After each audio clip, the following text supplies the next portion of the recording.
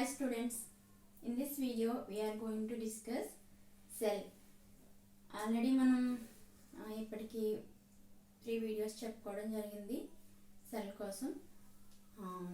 Cell అంటే ఏంటి, what is cell, how many cell types, okay, prokaryotic cells, eukaryotic cells, next endoplasmic reticulum, next Golgi apparatus, mitochondria, chloroplast, centrosome, ఇలా మనం cell organelles కోసం నేర్చుకుంటూ ఉన్నాం ఇప్పుడు.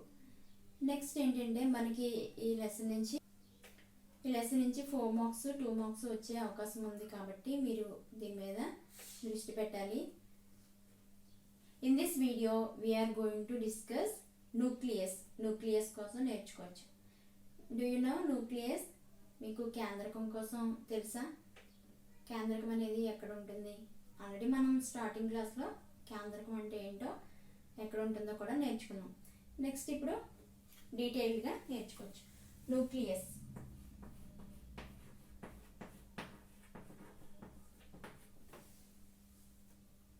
కేంద్రకం.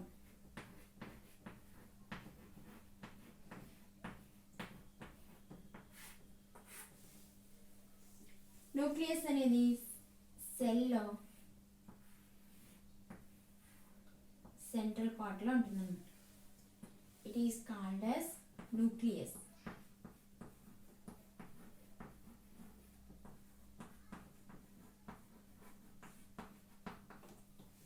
Nucleus as a cell organelle.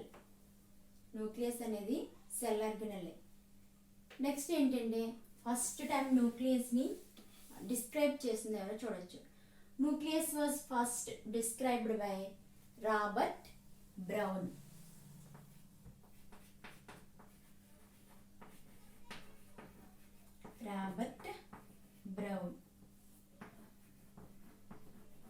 Brown in 1831. Robert Brown first time న్యూక్లియస్ని describe చేయడం జరిగింది, కనుగొనడం జరిగింది.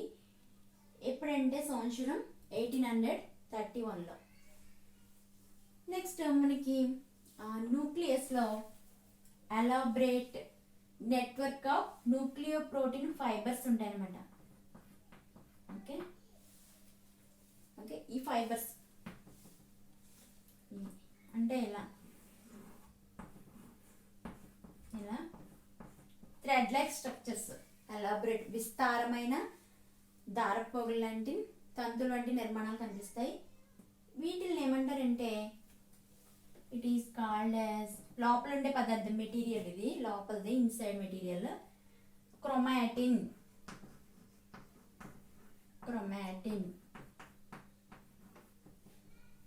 తెలుగులో కూడా క్రోమాటిన్.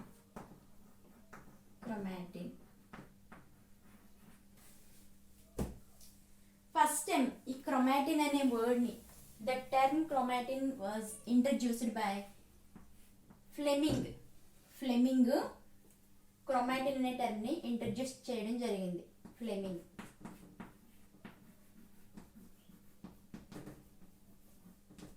ఎక్కడంటే ఇంటర్ఫేజ్ న్యూక్లియస్లో.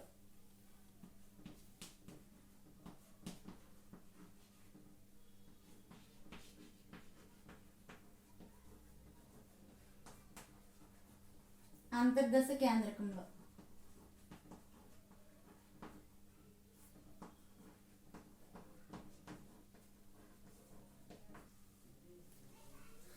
ఇప్పుడు నెక్స్ట్ క్రోమాటిన్ అంటే ఏంటో చూద్దాం. క్రోమాటిన్ అనే టర్మ్ యూజ్ చేసింది ఎవరు? ఫ్లెమింగ్. క్రోమాటిన్ అనే పదాన్ని ఫస్ట్ టైం ఉపయోగించింది ఎవరంటే ఫ్లెమింగ్ ఉపయోగించారన్నమాట. క్రోమాటిన్ అంటే ఏంటో చూద్దాం. Chromatin is a elaborate network of nucleoprotein fibres. Elaborate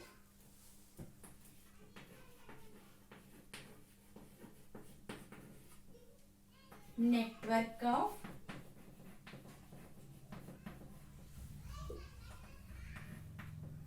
nucleoprotein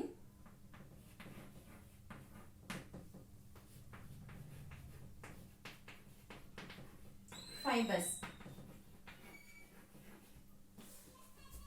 అంటే విస్తారమైన వల వంటి. క్రోమాటిన్ అంటే ఏంటి? Elaborate network of nucleoprotein fibres. ఇదంతా ఎక్కడ ఉంది మనకి? క్రోమాటిన్ కంటే న్యూక్లియస్ లో ఉంది. ఇదంతా న్యూక్లియస్ యొక్క ఇన్సైడ్ ఉందన్నమాట.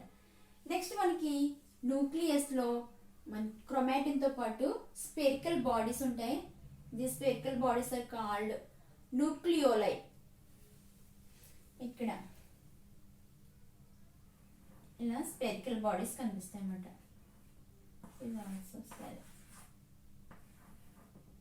It is called nucleoli.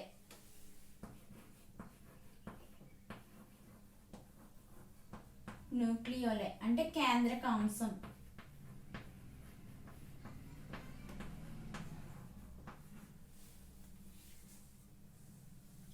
కేంద్రకాంశం అనేది స్ట్రక్చరల్ గా, న్యూక్లియోలై అనేది ఎలా ఉంటుంది? స్ట్రక్చరల్ గా స్పెరికల్ గుండ్రని నిర్మాణాలు ఉంటాయి అన్నమాట.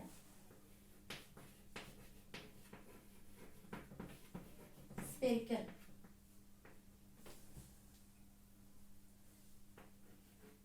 గుండ్రని భాగాలు.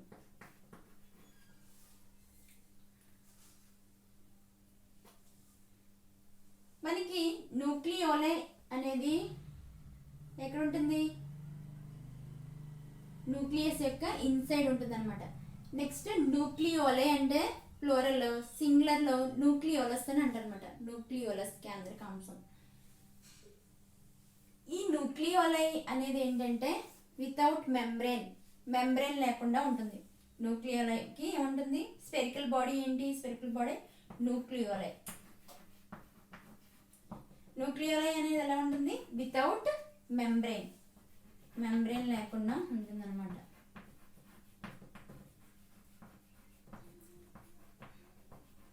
అంటే త్వచ ఆచ్ఛాదన లేకుండా ఉంటుంది అనమాట. న్యూక్లియోలై అంటే కేంద్రకాంశం.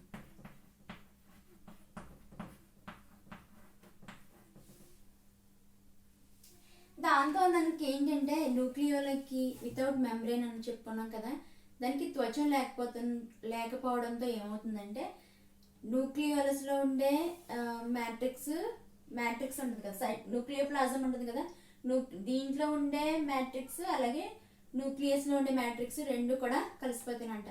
అంటే కేంద్రక రసమును అలాగే కేంద్రకాంశంలో ఉండే రసం రెండు కూడా కలిసిపోతాయి. ఎందుకని? న్యూక్లియోలైకి మెంబ్రేన్ లేదు. వితౌట్ మెంబ్రేన్ లేకపోవడంతో రెండు కలిసిపోతాయి అనమాట. నెక్స్ట్ ఈ న్యూక్లియోలైకి ఏదైనా ఫంక్షన్ ఉంది అంటే ఫంక్షన్ ఉంది. ఏంటంటే సింథసిస్ ఆఫ్ ఆర్ఎన్ఏ, రైబోజోమల్ ఆర్ఎన్ఏని సింథసిస్ చేస్తుంది అనమాట. Synthesis of ribosomal RNA.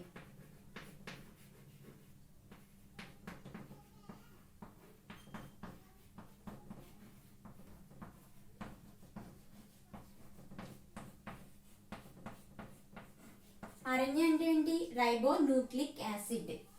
ఇది ఏం చేస్తుంది?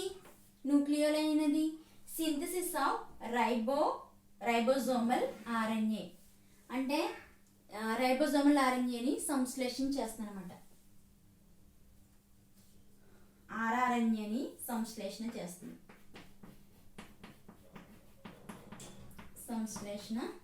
అన్నమాట.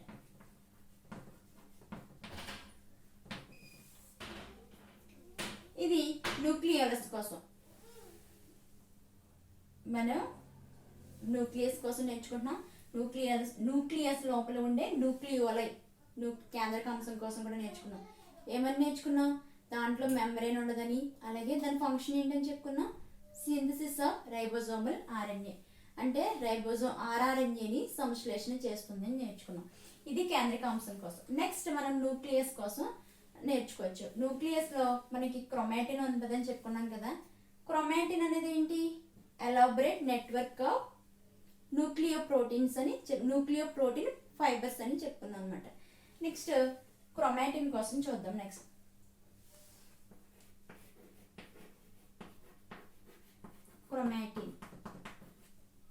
క్రోమాటిన్ అంటే ఏంటంటే కెమికల్లీ, రసాయనికంగా DNA plus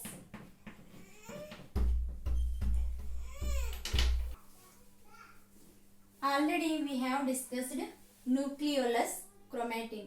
Going to discuss nuclear envelope. అంటే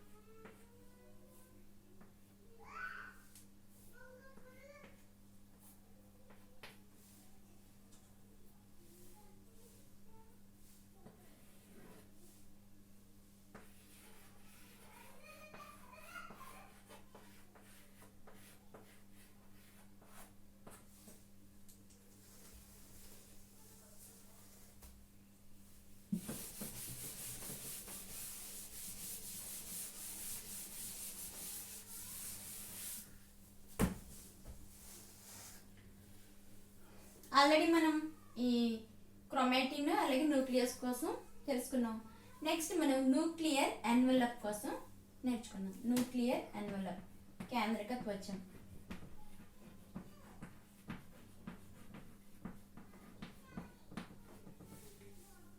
కేంద్రక త్వచం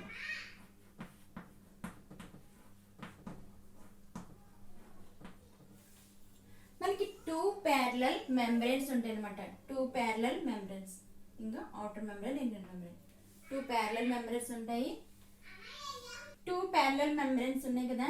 2 parallel membranes కి ఇన్ బిట్వీన్ మధ్య భాగంలో ఉండే స్పేస్ ఉంది కదా, ఈ స్పేస్ ని ఏమంటారంటే it is called as perinuclear space. Perinuclear space.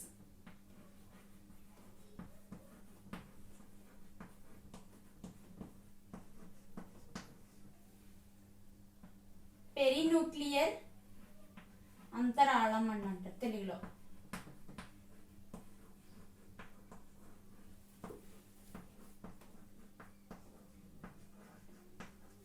రెండు సమాంతర త్వచాలు ఉంటాయి. ఈ సమాంతర త్వచాల మధ్య ఉండే ఈ ఖాళీ స్థలాన్ని ఏమంటారంటే పెరిన్యూక్లియర్ అంతరాళం అని అంటారు. నెక్స్ట్ మీకు ఇక్కడ ఏమన్నా గ్యాప్ కనిపిస్తుంది కదా, అంటే the nuclear envelope is interrupted minute pores. Minute అంటే న్యూక్లియర్ ఎన్వలప్ లో మైన్యూట్ చిన్న పోర్స్ ఉంటాయి అన్నమాట, రంధ్రాలు ఉంటాయి చూడండి. వీటిని ఏమంటారంటే న్యూక్లియర్ పోర్స్ అని అంటారు. న్యూక్లియర్ పోర్స్, కేంద్రక రంధ్రాలు.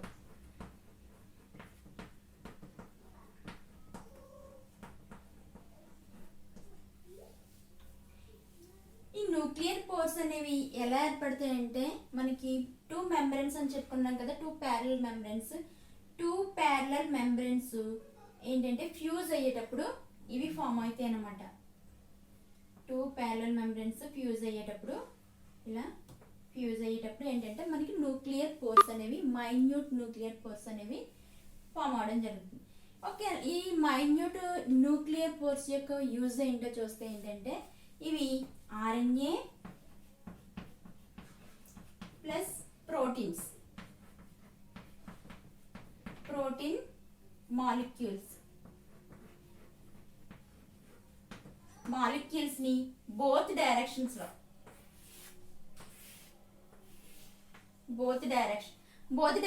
అంటే 2 డైరెక్షన్లో. ఎలా అంటే ఇదేంటి సైటోప్లాజం,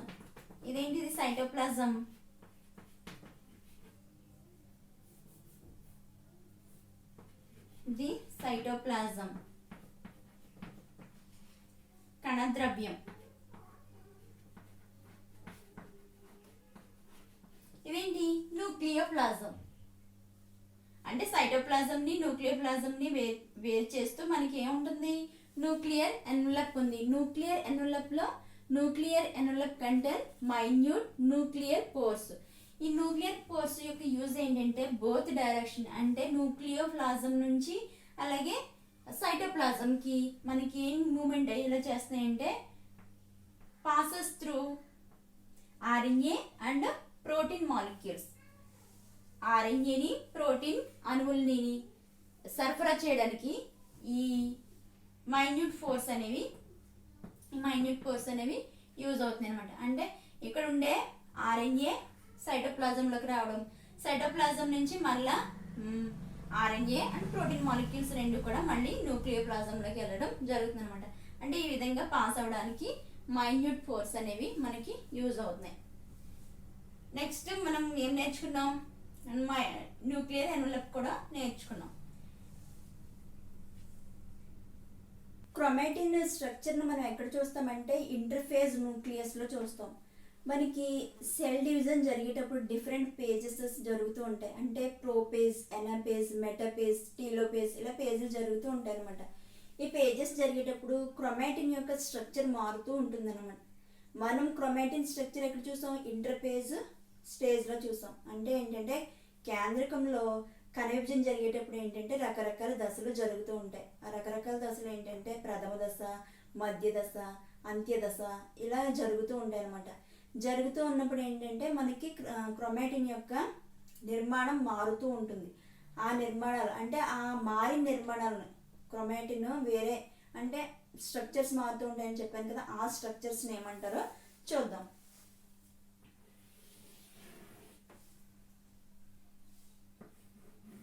క్రోమాటిన్ అనేది ఈ విధంగా మాడిఫై అవ్వడం జరుగుతుంది అనమాట డిఫరెంట్ స్టేజెస్లో.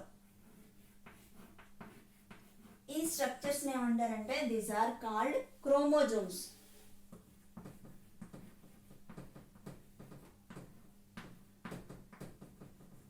క్రోమోసోములు.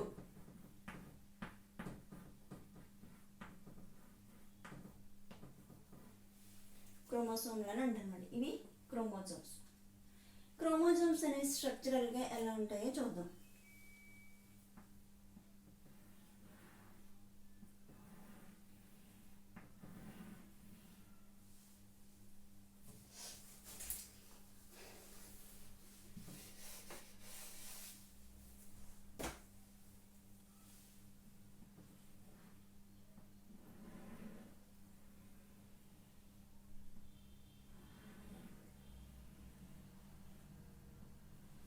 వీటిల్ని ఆర్మ్స్ అని అంటారు, భుజాలు అంటారు. ఆర్మ్స్, భుజాలు.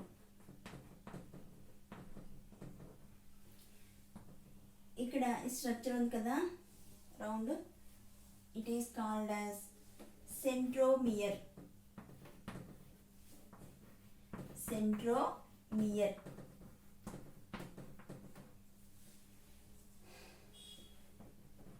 సెంట్రోమియరు.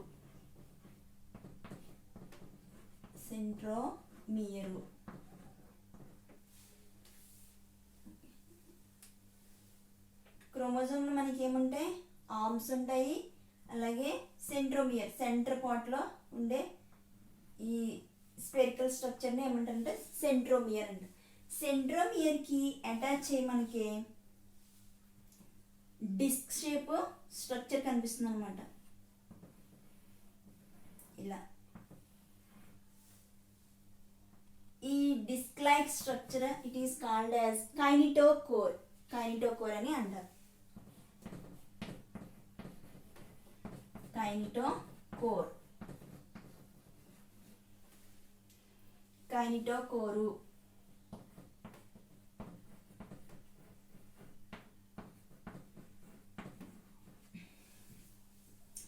ఈ కైనిటోకోర్కి ఏంటంటే స్ప్రిండిల్ ఫైబర్స్ అటాచ్ అయ్యి ఉంటాయి అనమాట. ఇలా స్ప్రిండిల్ ఫైబర్స్ అంటే ఇది సెల్ డివిజన్ జరిగేటప్పుడు మనకి స్ప్రిండిల్ ఫైబర్స్ అనేవి ఫామ్ అవుతాయి అనమాట. కండె తంతువులు ఇవి స్ప్రిండిల్ ఫైబర్స్.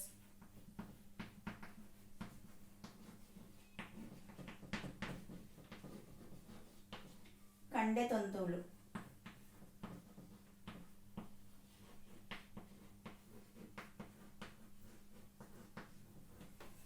ఇది chromosome structure.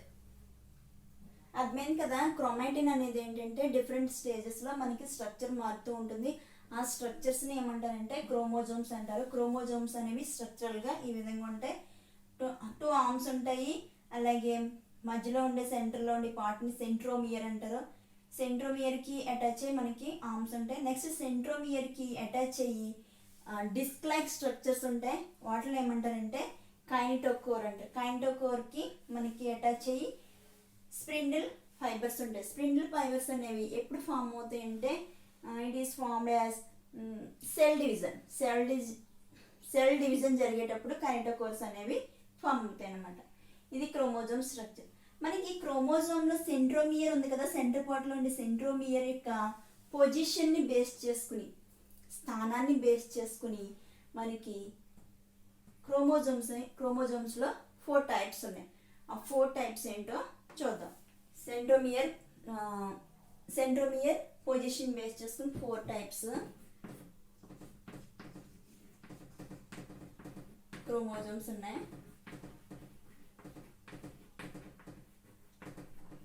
First one metacentric. Metacentric ఏ విధంగా ఉంటుందో చూద్దాం. మెటాసెంట్రిక్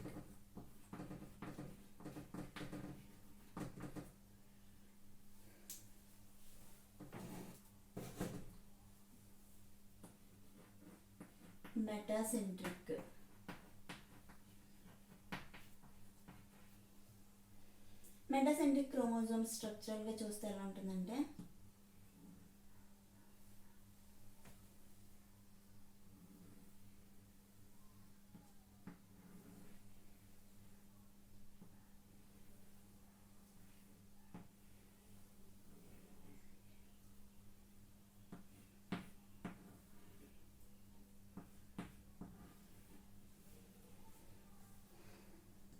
మెటాసెంట్రిక్ క్రోమోజోమ్లో సెంట్రోమియర్ మిడిల్ పార్ట్లో ఉంటుంది. క్రోమోజోమ్ యొక్క మిడిల్ పార్ట్లో ఉంటుంది. కాబట్టి మనకి 2 ఆర్మ్స్ కూడా, 2 భుజాలు కూడా ఏంటంటే మనకి ఈక్వల్గా ఉంటాయి. మెటాసెంట్రిక్ చూసాం కదా. Next second one sub metacentric.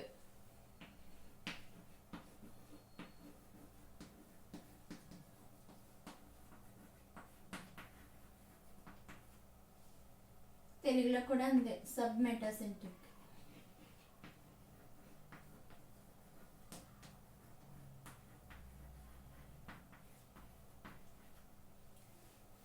Sub metacentric లో మనం చూసుకుంటే సెంట్రోమియర్ పొజిషన్ అనేది ఏ విధంగా ఉందో చూద్దాం.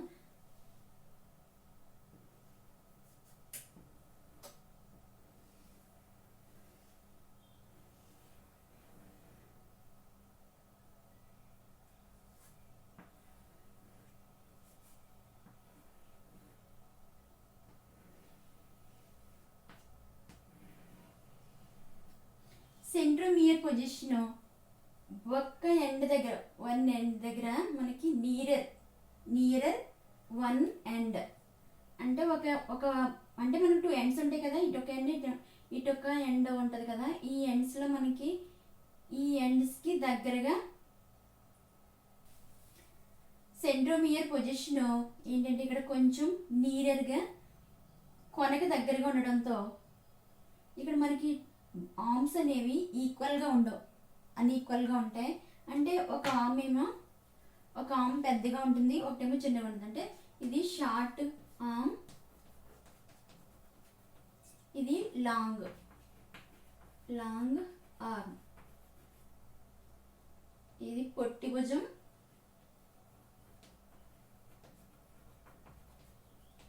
పొడవు భుజం.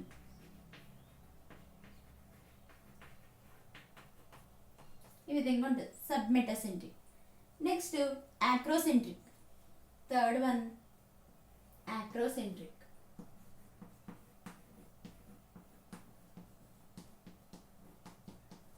యాక్రోసెంట్రిక్లో చూద్దాం.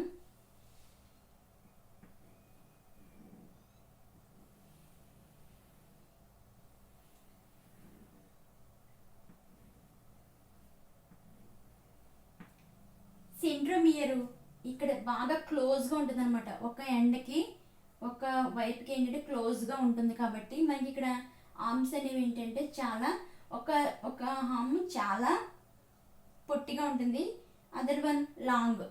ఇంకొక భుజం, ఇంకొక ఆర్మ్ ఎలా ఉంటుందంటే లాంగ్గా ఉంటుంది అనమాట. ఇది యాక్రోసెంట్రిక్. Last one టీలోసెంట్రిక్.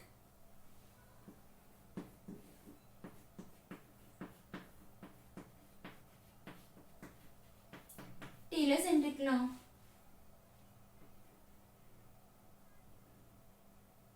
ఎండ్లో సెంట్రోమియర్ ఒకటే ఉంటుంది. ఇది టీలోసెంట్రిక్. మనకి ఇది యొక్క షేపులు చూసుకుంటే ఎలా ఉంటుందని, ఇది వి షేప్లో ఉంటుంది, ఇది ఎల్ షేప్లో ఉంటుంది, ఇదేమో జే షేప్లో ఉంటుంది, ఇదేమో ఐ షేప్లో ఉంటుంది అనమాట. 4 టైప్స్ ఆఫ్ క్రోమోజోమ్స్ దేన్ని బేస్ చేసుకుని అంటే సెంట్రోమియర్ని బేస్ చేసుకుని క్రోమోజోమ్స్ అనేవి 4 టైప్స్ ఉంటాయి. First one metacentric, sub metacentric, acrocentric, telocentric. Next మనం ఫస్ట్ మెటాసెంట్రిక్ చూసినప్పుడు మెటాసెంట్రిక్ వైభాగంలో మీకు స్పెరికల్ బాడీస్ అన్న కనిపించినాయా?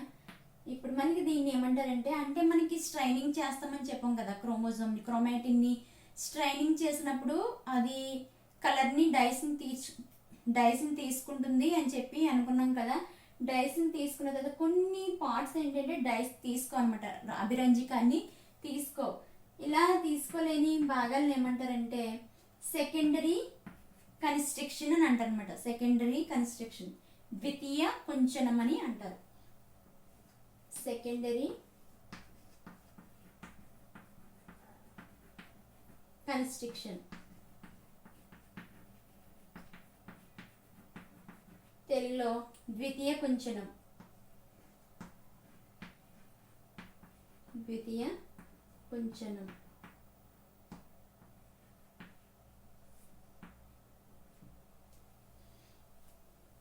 నెక్స్ట్ ఇలా ఫామ్ అవడం వల్ల, సెకండరీ కన్స్ట్రక్షన్ ఫామ్ అవడం వల్ల దీని పై భాగంలో స్పెరికల్ పార్ట్ ఉంటుంది.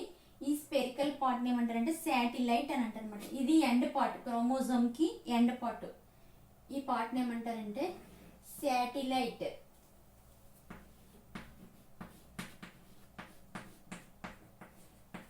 శాటిలైట్.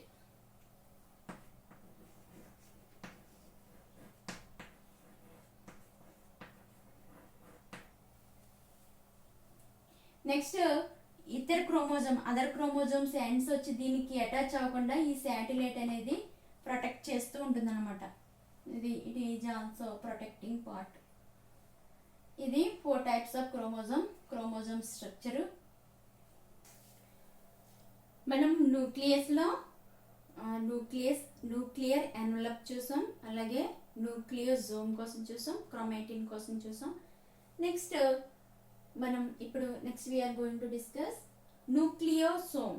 న్యూక్లియోసోమ్ అంటే ఏంటంటే అండర్ ఎలక్ట్రాన్ మైక్రోస్కోప్లో చూసినప్పుడు, మనం మైక్రోస్కోప్లో క్రోమాటిన్ని చూసినప్పుడు ఏంటంటే అది ఎలా ద బీడ్స్ ఆన్ స్ట్రింగ్, అంటే పూసలు గుచ్చిన దారపు పోగులా కనిపిస్తుంది అనమాట. అంటే మనము ఒక థ్రెడ్ తీసుకుని దానికి పూసలు ఎలా గుచ్చుతాం కదా, ఇలా కనిపిస్తుంది అనమాట ఎలక్ట్రాన్ మైక్రోస్కోప్లో చూసినప్పుడు.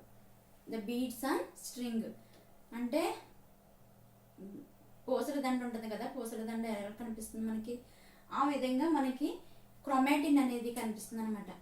ఇప్పుడు మనం ఆ బీడ్స్ని ఏమంటారంటే the beads are now known as nucleosomes. ఇప్పుడు ప్రెజెంట్ ఈ కాలంలో ఆ బీడ్స్ని, ఆ పూసల లాంటి నిర్మాణాలని ఏమంటారంటే న్యూక్లియోజోమ్స్ అని అన్నారనమాట.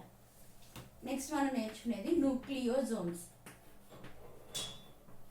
న్యూక్లియోజోమ్స్ న్యూక్లియోసోములు.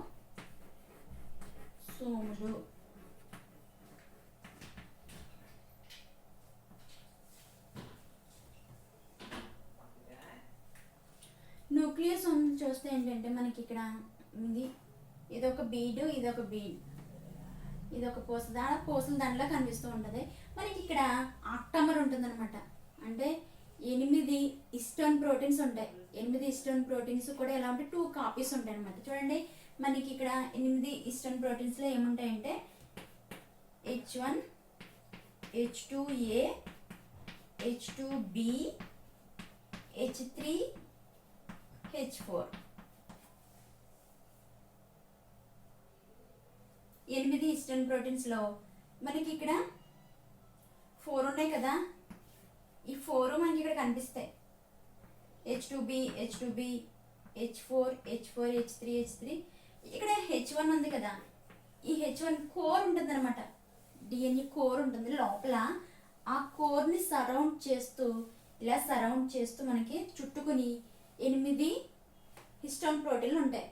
ఈ 8 హిస్టోన్ ప్రోటీన్లు ఇవన్నమాట. చూడండి ఇక్కడ ఉన్నాయి కదా, H2A, H2A, H2B, తర్వాత H2B, H3, ఇలా 8 హిస్టోన్ ప్రోటీన్లు లోపల ఉండే DNA కోర్ని సరౌండ్ చేస్తూ ఉంటాయి అన్నమాట. ఇక్కడ H1 అని చెప్పుకున్నాం కదా, H1 ఏం చేస్తుందంటే DNA ఉంటుందన్నమాట. చూడండి DNA ఇక్కడ వచ్చింది కదా, ఇది DNA, ఇది DNA,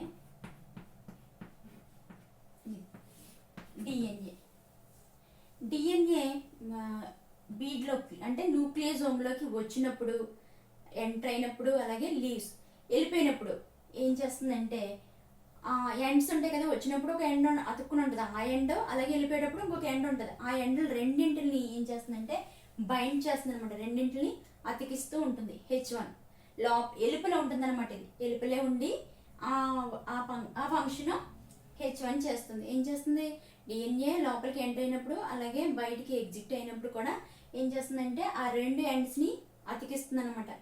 ఎండ్స్ రెండింటిని బైండ్ చేసి ఉంటుంది, అది H1 ఫంక్షన్. మనకి రిమైనింగ్ 4 కూడా ఇలా కనిపిస్తాయి అనమాట. నెక్స్ట్ ఈ న్యూక్లియోజోమ్ని మనకి లింక్ చేస్తూ లింకర్ DNA ఉంటుంది అనమాట. ఇది చూడండి, ఈ మధ్యలో ఉన్నది లింకర్ DNA.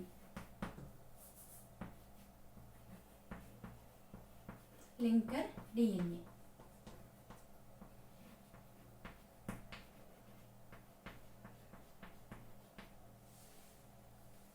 మనకి ఇక్కడ ఏంటంటే DNA ఉంది కదా, DNA అనేది నెగిటివ్ ఛార్జ్ని కలిగి ఉంటుంది. హిస్టోన్ ప్రోటీన్స్ అనేవి పాజిటివ్ ఛార్జ్ని కలిగి ఉంటాయి. అంటే DNA రుణాత్మక ఆవేశాన్ని, హిస్టోన్ ప్రోటీన్లు ధనాత్మక ఆవేశాన్ని కలిగి ఉండడం వల్ల లోపల కేంద్రకంలో ఉండే DNA చక్కగా ఇమర్చబడి ఉంటుందన్నమాట ఈ యొక్క ఛార్జెస్ వల్ల. ఇది న్యూక్లియోజోమ్ యొక్క స్ట్రక్చర్.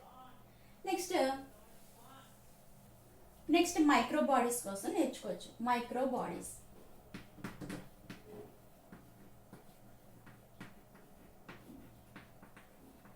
సూక్ష్మ దేహాలు.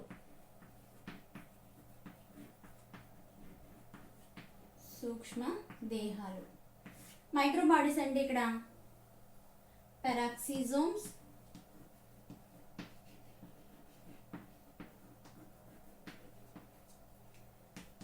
గ్లయాక్సిజోమ్స్.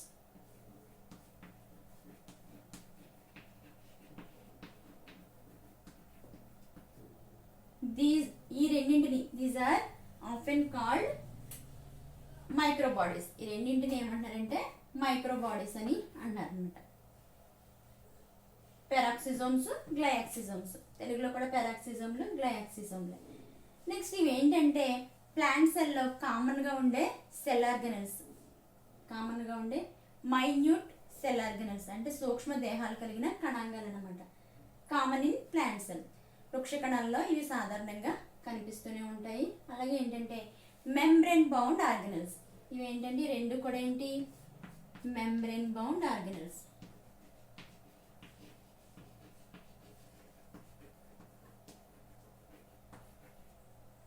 మెంబ్రేన్ బౌండ్ ఆర్గనల్స్ అంటే త్వచం చేత ఆవరించబడి ఉన్న కణాంగాలు.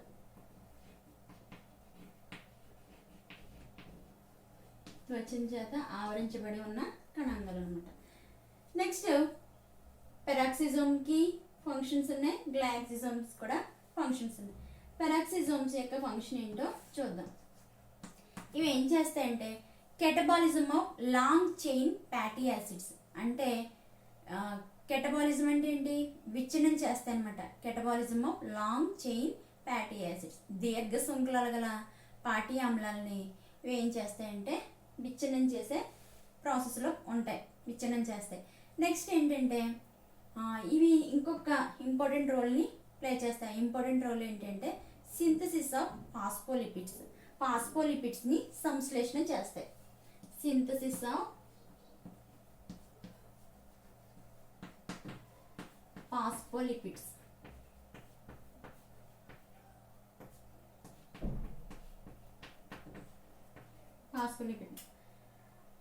ఫాస్ఫోలిపిడ్స్ని సంశ్లేషణ అంటే పాస్పోలిపిడ్ల సంశ్లేషణ. పాస్పోలిపిడ్ల సంశ్లేషణ.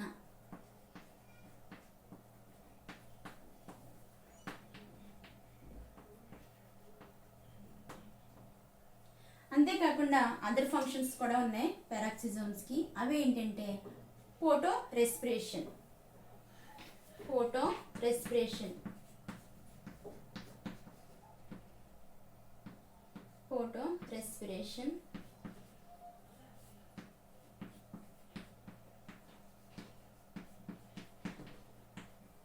అంటే కాంతి శ్వాసక్రియలో పాల్గొంటాయి.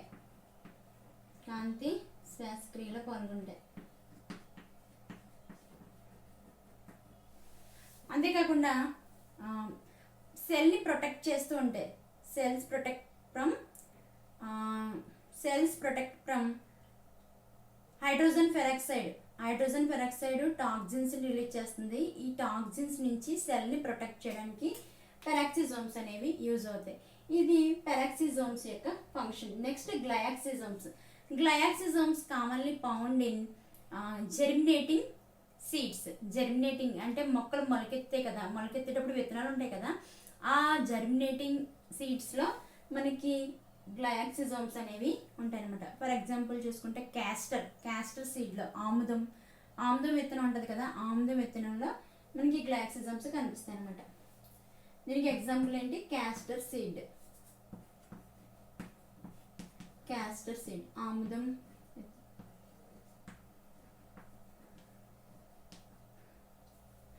అంతేకాకుండా గ్లయాక్సిలేట్ సైకిల్ జరిగినప్పుడు ఇది ఏం చేస్తాయంటే ఇందులో నిలవ ఉన్న లిపిడ్స్, క్రొవ్వులు ఉంటాయి కదా, ఆ క్రొవ్వులను ఏ విధంగా కన్వర్ట్ చేస్తుందంటే కార్బోహైడ్రేట్స్ కింద కన్వర్ట్ చేస్తుంది అనమాట. గ్లయాక్సిజోమ్స్ ఫంక్షన్ అదనమాట. ఇది మైక్రో బాడీస్ కోసం. మనకి ఇక్కడితో cell the unit of life completed. మనకి సెల్ పాఠం కంప్లీట్ అయిపోయింది. మీరు ఈ లెసన్ నుంచి మీకు 2 మార్క్స్ 4 మార్క్స్ వస్తుంది. ఒక 2 మార్క్ వస్తుంది, ఒక 4 మార్క్ వస్తుంది. కాబట్టి మీరు ఈ లెసన్ విత్ డయాగ్రామ్స్తో సహా మీరు నేర్చుకుని చదవాలి. Thank you.